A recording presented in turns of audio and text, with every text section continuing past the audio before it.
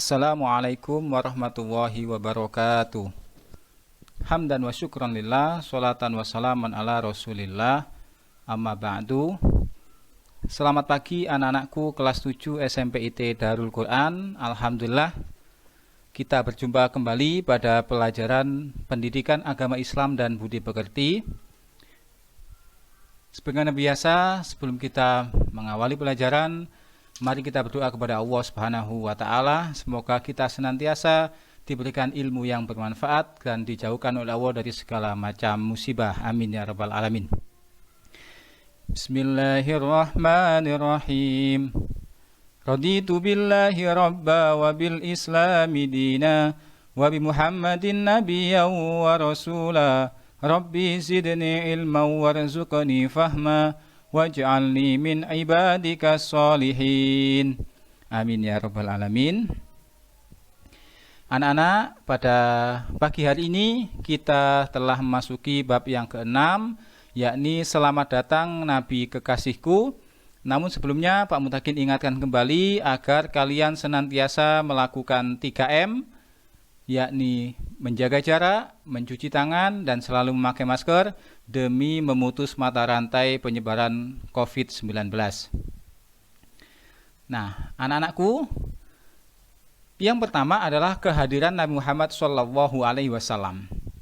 Sebagaimana kita ketahui, Nabi Muhammad SAW lahir pada hari Senin, tanggal 12 Rabiul Awal, yang kita sebut tahunnya adalah tahun gajah. Kenapa? Karena pada saat Nabi Muhammad SAW lahir, diceritakan terjadi peristiwa penghancuran Ka'bah oleh pasukan Abraha, namun digagalkan oleh Allah Subhanahu wa taala dengan mengutus burung ababil yang membawa api dari neraka. Lanjut saja tentang peristiwa tahun gajah, atau tepatnya secara hitungan Masehi adalah tanggal 20 April 571 Masehi dalam keadaan yatim. Kenapa Nabi Muhammad lahir dalam keadaan yatim? Karena ayah beliau, yaitu Abdullah bin Abdul Muthalib, itu wafat saat Nabi Muhammad SAW masih berusia 6 bulan di dalam kandungan ibunya, yaitu Siti Aminah.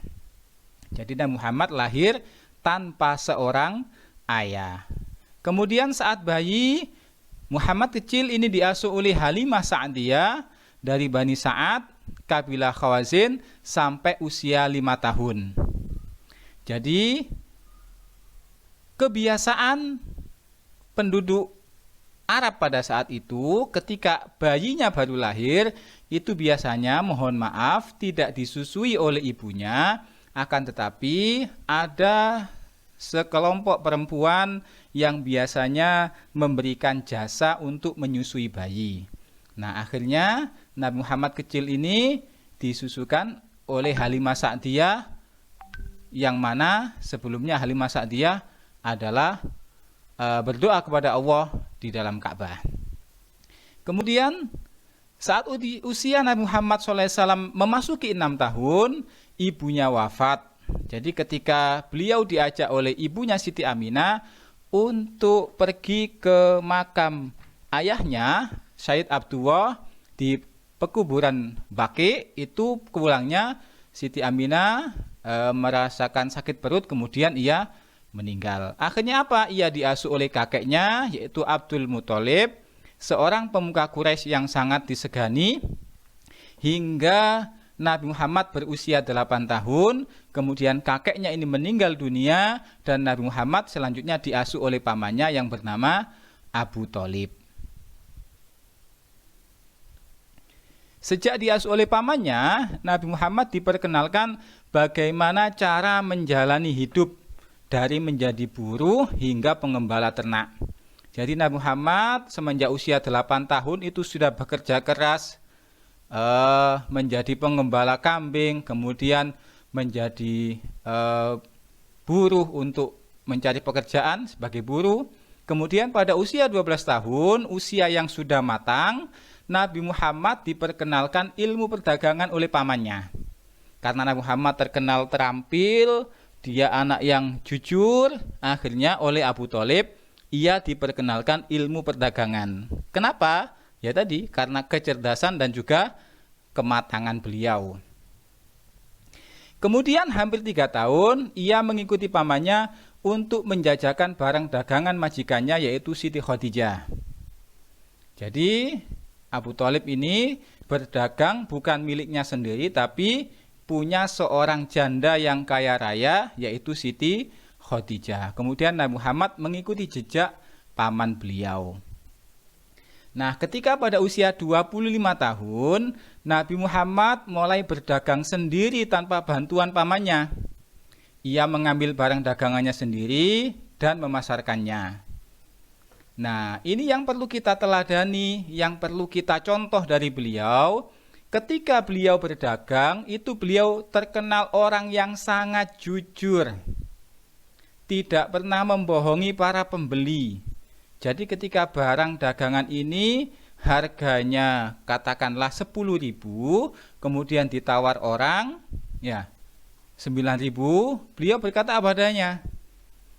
Ya, jadi kayak gini, ini barangnya harganya saya ambil 8.000, kenapa saya jual 10.000? Saya mengambil untung 1.000 dan 1.000-nya mungkin untuk transportasi dari Mekah ke Syam, ke Syria dan sebagainya. Jadi beliau menceritakan dengan jujur bahwasanya apa yang beliau jual, harga yang beliau jual itu memang harga yang sebenarnya. Kemudian beliau tidak pernah mengambil keuntungan yang terlalu besar. Barang katakanlah basa Jawa ini kulake 5.000 didol sampai 50.000 atau 25.000, tidak seperti itu. Ya. Kemudian selalu berkata sopan, ramah dan penuh kasih sayang. Oleh karena itu kenapa Nabi Muhammad SAW karena kejujurannya beliau menjadi orang yang sukses, kemudian Siti Khadijah mempunyai ketertarikan kepada beliau dan kemudian melamarnya untuk dijadikan suami. Nah, sekarang apa yang perlu kita teladani dari keberhasilan usaha dagang Nabi Muhammad SAW ini? Barangkali nanti kalian menjadi wirausahawan yang sukses, ingin menjadi bisnismen yang sukses. Nah, ini bisa kita contoh sifat-sifat Nabi Muhammad SAW. Yang pertama, berpendirian teguh. Tidak mudah goyah. Jadi sangat tekun, sangat ulet. Kemudian yang kedua, memiliki semangat kerja atau etos kerja yang tinggi. Ya, bersemangat. Yang ketiga, memiliki kejujuran yang luar biasa. Kejujuran adalah jalan yang utama menuju kesuksesan. Sebagaimana kita pada materi bab-bab yang sebelumnya kita membahas tentang kejujuran. Yang keempat, menjunjung tinggi amanah. Ketika kita tidak mampu berjual dagangan kita sendiri, kita mengambil dari orang lain, maka amanah atau kepercayaan yang diamanahkan kepada kita itu hendaklah kita laksanakan dengan sebaik-baiknya. Yang kelima, mampu menghadapi segala cobaan dan rintangan dalam perjalanan. Kemudian yang keenam, menyamakan pelayanan terhadap para pembeli. Semua sama. Pembeli adalah raja. Ya. Maka harus bersikap ramah kepada semua pembeli, baik yang membeli ataupun hanya menawar saja. Nabi Muhammad tidak pernah marah. Ya, dia tetap bersikap ramah beliau. Kemudian memiliki sifat percaya yang tinggi. Nah, sikap atau sifat percaya diri ini yang membuat seseorang itu bisa menjadi sukses. Saya yakin saya sukses, oleh karena itu saya harus bersemangat, saya harus giat. Nah, dimotivasi dirinya sendiri. Dan yang terakhir adalah menampilkan keramahan dan kesopanan serta kasih sayang kepada siapa saja. Nabi Muhammad adalah terkenal orang yang sangat kasih sayang, sangat lemah lembut dalam berbicara, ya, kepada siapapun, baik orang itu menyukai ataupun memusuhi, tetap beliau bersikap sopan santun. Kemudian selanjutnya, yang kedua adalah, atau yang B, Nabi Muhammad SAW diangkat menjadi Rasul. Nabi Muhammad SAW merasa resah terhadap perilaku masyarakat Arab yang sudah jauh dari nilai-nilai kebenaran. Pada saat itu, orang Arab disebut dengan orang jahiliyah atau masa kebodohan bukan berarti mereka itu bodoh dalam hal ilmu pengetahuan, tidak. Ya. Mereka terkenal orang yang pandai dalam bersyair, dalam berkarya dan sebagainya. Tetapi tingkah laku mereka, akhlaknya itu tidak mencerminkan orang yang pandai. Seperti bayi yang dikubur hidup-hidup, kemudian setiap hari mabuk-mabukan dan sebagainya, kemudian zina merajalela. Akhirnya Nabi Muhammad apa? Melakukan uzlah atau mengasihkan diri di Gua Hira. Beliau di sana tafakur, takorub kepada Allah, ya. Dan ini dilakukan berulang-ulang setiap malam. Dalam hal apa? Ya tadi, menjauhkan diri dari masyarakat Arab yang tingkah lakunya sudah tidak sesuai dengan syariat agama Islam.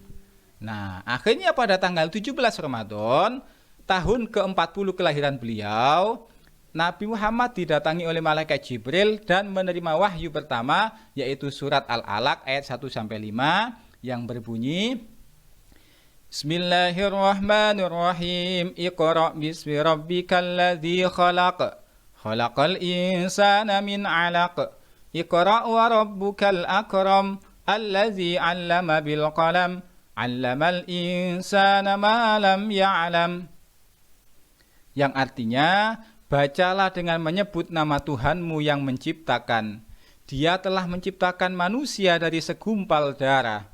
Bacalah dan Tuhanmu lah yang maha mulia, yang mengajar manusia dengan pena. Dia mengajarkan manusia apa yang tidak diketahuinya. Nah, wahyu inilah yang menjadi pertanda bahwa Nabi Muhammad SAW dipilih dan diangkat oleh Allah untuk menjadi Rasulnya. Nah, kemudian setelah wahyu pertama ini, Jibril tidak datang lagi. Untuk berapa lama? Nabi Muhammad menunggu, kenapa tidak ada wahyu? Ya, beliau senantiasa menuju ke Gua Hira hingga akhirnya turunlah wahyu yang kedua, yaitu surat Al-Mudaththir yang berbunyi, Bismillahirrahmanirrahim. Ya ayyuhal mudaththir, qum fa'anzir, wa rabbaka fakabbir, wa siyabaka fatahhir, wa rujza fahjur, wala tamnun tastaksir, walirabbika fasbir. Yang artinya, hai orang yang berkemul atau berselimut, bangunlah lalu berilah peringatan, dan Tuhanmu agungkanlah, dan pakaianmu bersihkanlah, dan perbuatan dosa tinggalkanlah, dan janganlah kamu memberi dengan maksud memperoleh balasan yang lebih banyak, dan untuk memenuhi perintah Tuhanmu bersabarlah. Jadi setelah turun wahyu yang pertama, maka ini adalah muncul wahyu yang kedua kepada Nabi Muhammad untuk melaksanakan perintah Allah Subhanahu wa taala, yakni dengan mensucikan pakaiannya, kemudian meninggalkan perbuatan dosa serta melakukan perbuatan baik yang lainnya. Demikian yang bisa Pak Mutakin sampaikan. Mudah-mudahan menjadi ilmu yang bermanfaat. Apabila ada yang perlu ditanyakan, silakan bertanya di grup WhatsApp. Terima kasih. Wallahul muwaffiq ila aqwamit thoriq. Wassalamualaikum warahmatullahi wabarakatuh.